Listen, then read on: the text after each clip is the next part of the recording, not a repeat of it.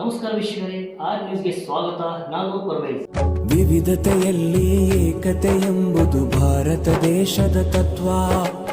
ಎಂದಿಗೂ ನಾವು ಮರೆಯದಿರೋಣ ದೇಶದ ಆತ್ಮಬಹುತ್ವ. ವಿವಿಧತೆಯಲ್ಲಿ ಏಕತೆ ಎಂಬುದು ಭಾರತ ದೇಶದ ತತ್ವ. ಎಂದಿಗೂ ನಾವು ಮರೆಯದಿರೋಣ ದೇಶದ ಆತ್ಮಬಹುತ್ವ. ಹೋರಾಟದ ಇತಿಹಾಸ ಪುಟದಲ್ಲಿ ನೆತ್ತರ ಕಲೆಗಳ ನೋಡು. ನಮ್ಮಯ ಭಾರತ ಎಲ್ಲರೂ ಸೇರಿ ಕಟ್ಟಿದ ಸಮತೆಯ ನಾಡು. ವಿವಿಧತೆಯಲ್ಲಿ ಏಕತೆ ಎಂಬುದು ಭಾರತ ದೇಶದ ತತ್ವ.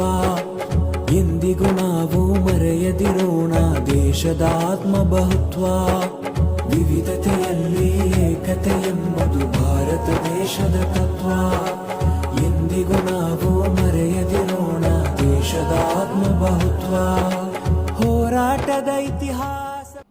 ನಿರಂತರ ಸುದ್ದಿಗಳಿಗಾಗಿ ನೋಡ್ತಾ ಇರಿ ಆರ್ ನ್ಯೂಸ್ಗಳನ್ನ.